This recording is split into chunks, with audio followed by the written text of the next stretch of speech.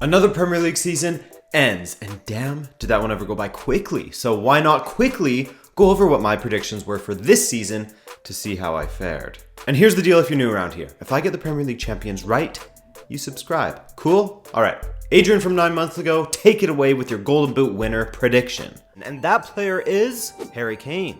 He's won the Golden Boot for 2 years running, and I believe that he'll get a hat-trick of Golden Boots once he finishes as the league's top scorer once again for the third consecutive season. Well, he almost claimed it. Sorry, that's a dead meme now, I know. As he came within touching distance to Salah with 30 goals. This was the first time since the 93-94 season that there were 2 players in the Prem with 30 plus goals, so it was a good season for attackers. Alright, moving on to the relegation gang. Alright, let's get it. Starting with the teams that I think are going to get relegated. In dead last 20th place, we have Huddersfield. Yikes, that's a bad start. As exciting it is that your team made it into the Premier League, it wasn't exactly in a convincing fashion. Though it was in an exciting fashion when it came down to it. That sort of sums up their relegation survival as well, as no, they weren't overly convincing, but 4 points above safety is relatively comfortable, all things considered. But I don't see Huddersfield having the defensive capabilities or the attacking firepower to stay up in the Premier League. Defensively, they were the 7th worst team, and offensively, they were tied for the worst, alongside Swansea only scoring 28 goals, meaning they had the 2nd worst goal difference. But hey, the thing that matters is that they survived, and I was wrong. Alright, past Adrian, that's a bad start, and who's next? Going down alongside them in 19th will be another team that followed them up from the championship, and that team will not be Newcastle, but Brighton. Wow, okay, so guessing who's going to fail in a season? Clearly I fail at that. I'm about the success, okay? Maybe that's just a reflection on my personality. I'm a positive person. There's my silver lining for this one, okay? Positivity. I don't like guessing on people's failures. All right, Adrian, take it away. It's going to be a fun ride for them, and they'll cause an upset or two along the way, but ultimately by the time April rolls around, I think that their fate is going to be sealed. Nope, it certainly wasn't. Past Adrian, what a dumbass, am I right? First, they sealed their survival against United on May 9th, and then went on to lose their next 2 matches against City and Liverpool. However, they still had 40 points, 7 points above the relegation zone. Comfortable. Alright, the final relegation place, and I think I remember who I picked, but past Adrian, enlighten us. Enlighten. You know how you just get that feeling that it's time for a team to get relegated, like Sunderland last season? Well, I'm getting that same feeling, but with Burnley. And let me tell you why. Last season they had the worst pass success percentage, the 3rd least amount of shots per match, scored 39 goals in 38 matches, only 10 of which were from open play, and they only managed 1 victory while on the road. Okay, so this has got to be the biggest fail of the video, I hope. Considering Burnley actually ended up qualifying for the Europa League in 7th place behind Arsenal. What really frustrates me about them for some reason is the fact that they scored even less goals than last season with just 36 goals from 38 matches. They had a negative goal difference still, but I guess the difference was their away form, as they ended up getting 7 wins and 7 draws while away this term compared to the last where, like I said, they managed just the 1 win. Regardless, it doesn't matter at all because, hey man, no matter how they did it, they've ended up in 7th for their first European campaign in 51 years. But of course, this is an automatic qualification into the Europa League as they are just in the Europa League playoffs. But hey, if they make it, that'd be crazy. Okay, so 0 for 3 as far as relegation teams go. Let's blitz through the top 6 because I believe I only made predictions for the bottom 3 and top 6, plus the Golden Boot winner and PFA Player of the Year. Adrian, where did you say Arsenal would finish? Ultimately, it's still Arsenal, it's still Arsene Wenger. The squad is largely the same, and with a lot of their rivals around them improving on their teams, I think that this is going to be another very tough season for Troops and the rest of the guys at Arsenal Fan TV. I think that Arsenal is going to drop down another place into 6th. That's more like it. Boom! Nailed that one. I think the Arsenal fans were the most vocal about my placement of them in my predictions, but I don't fault them for that. You gotta go into the season with some belief and optimism that things will improve, but unfortunately, it was more of the same from Arsenal, with the added bonus of them having horrid away form this season, with 4 wins and 4 draws and 11 losses. Yikes. Alright, who's next, Adrian?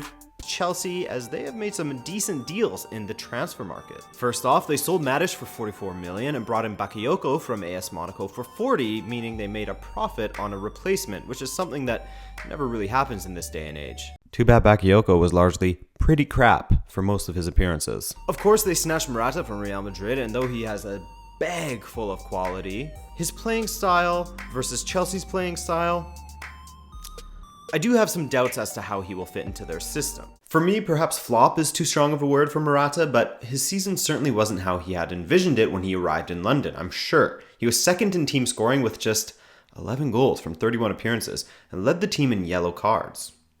Not ideal. Plus, he sort of has lost his place to Olivier Giroud this past few weeks. I think that Chelsea's going to fight hard all the way to the very end of the season, but ultimately just fall short in second place. No, they didn't end up in second. In fact, they didn't even end up in a Champions League place, unfortunately for them, finishing in fifth. So that's an L for both myself and Chelsea. Next up, Spurs. Though I'm not convinced that making 0 improvements upon your squad and selling your first choice right back to a rival is the best bit of business in an offseason that, again, has seen many of their rivals improve upon their squads, showing more intent than Tottenham has for the upcoming season. When I made this, they hadn't brought in Aurier just yet, nor had they brought in Llorente. And yeah, that seemed to hurt Tottenham this season, as the players that they brought in made almost no difference to their standing, as there wasn't enough improvement, and they fell to the wayside a bit and ended up trophyless.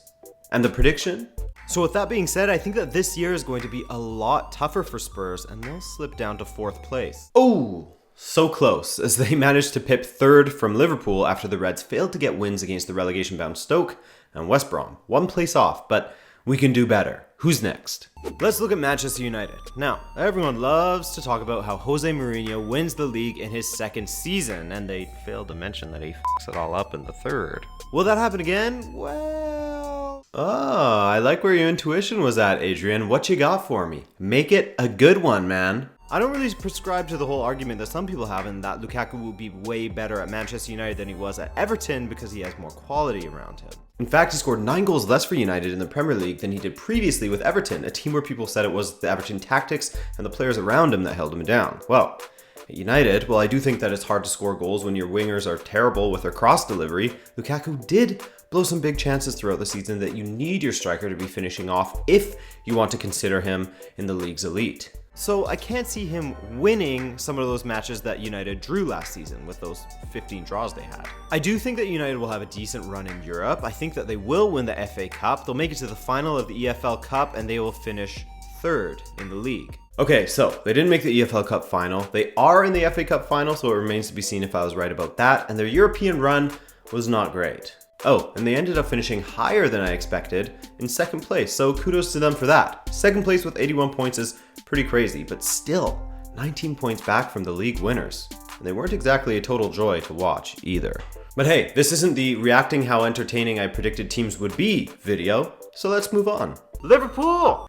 Whoa, okay, go ahead. I love the addition of Mo Salah to their squad, as he could be the missing piece of what could be a ferocious attack. Hey, all that research on him for a player bio paid off. Admittedly though, I did not see him being that good. I thought that he would maybe get around 14 to 15 goals, which for a winger is pretty damn good. But setting the record for goals scored in a Premier League season, 38 match Premier League season, did not see that one coming. Liverpool struggled their way into 4th place last season, and with the addition of Champions League this season, which I do think they will have a decent run and go fairly deep in, I see Liverpool finishing in 5th place this year. Well, they were close, and it actually came down to the final match day, but thanks to their 4-0 win over Brighton and Chelsea's big-time 3-0 loss to Newcastle, Liverpool of course ended up finishing one better than I predicted, in 4th place, securing the Champions League football for a 2nd straight season.